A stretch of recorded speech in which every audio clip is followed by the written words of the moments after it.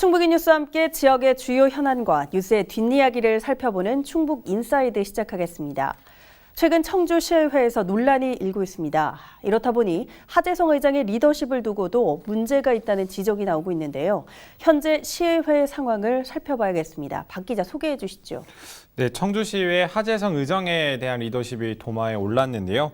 도시공원 민간개발 문제는 물론 최근 미세먼지 특위 위원들이 집단 사퇴하는 과정에도 아무런 역할을 하지 못했다라는 지적을 받고 있습니다. 네. 지난달 30일 청주시의회는 임시회를 거쳐서 청주시 미세먼지 원인 실태 관련 행정 사무조사 특별위원회 구성의 건을 심의 의결하고 위원 구성을 마쳤지만 곧바로 11명의 위원 중에 7명이 사임서를 제출해 논란이 일었었는데요. 네. 사임서를 제출한 7명 중 민주당 소속 시의원들은 22일 이를 철회하면서 복귀했지만 의장에 대한 불만은 여전한 것으로 나타났습니다. 익명을 요구한 한 청주 시의원은 하재성 시의원이 의장을 맡은 지 1년이 다 되어 가는데 별다른 역할을 한 것이 없다. 존재감이 없다면서 미세먼지 특위 논란도 하 의장의 독단적인 행동에서 비롯된 것이라며 지적하기도 했습니다. 네, 버스 준공영제를 두고서도 한 시장의 발언이 시의원들 사이에서도 좀 빈축을 샀다죠? 네, 한범덕 청주시장이 버스 준공영제 추진과 관련해서 시의원 한두 명의 의견이 의회 전부의 의견이 아니다. 이런 식의 발언을 한 것을 두고 시의원들 사이에서 뒷말이 나오고 있는데요. 네. 사실상 시의회를 경시한 태도다. 시민을 대변하는 시의원들의 목소리를 너무 낮게 본다. 특히나 관련 상임위인 도시건설위원회 소속 한 시의원은 시의회를 무시하는 발언이다. 이럴 때 의장이 나서서 문제를 바로잡아야 하는 것 아니냐고 비판하기도 했습니다.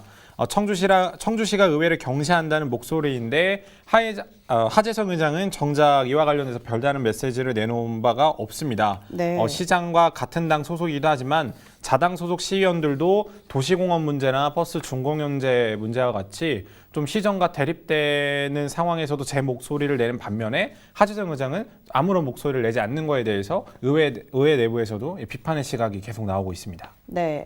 또 이 상반기 연찬회를 두고도 정의당의 반발을 좀 사고 있습니까? 네, 이런 가운데 상반기 시의원, 의원 연찬회를 두고도 뒷말이 나오고 있는데요.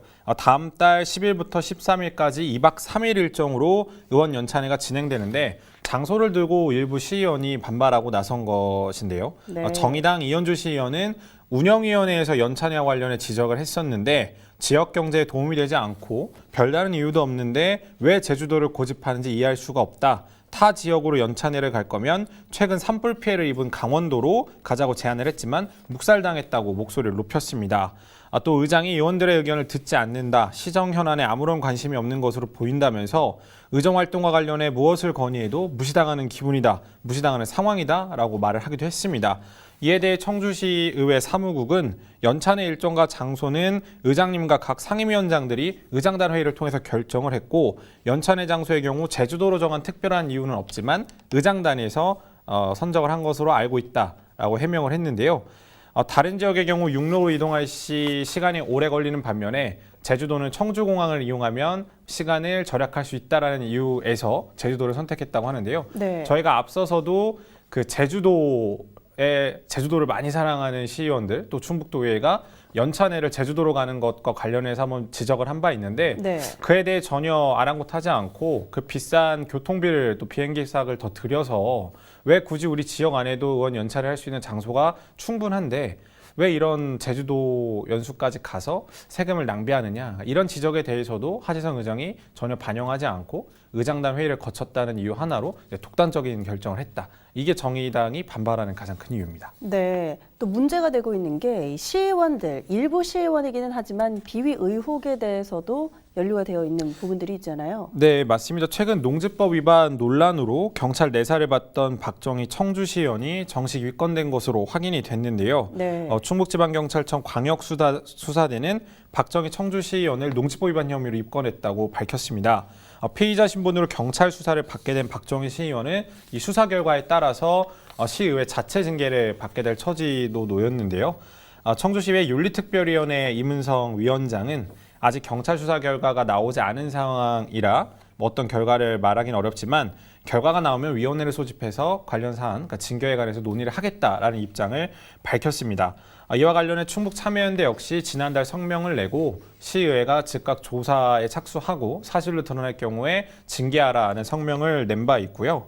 앞서 박정희 시의원은 지난해 1월과 11월, 올해 1월까지 청주시 오창 기암리 일원에 1만 제곱미터 이상의 땅을 농지를 9억 원에 사들였습니다. 근데 이런 농지를 본인이 직접 경작하지 않고 바로 임대를 주면서 농지법 위반 논란이 일어났던 건데요.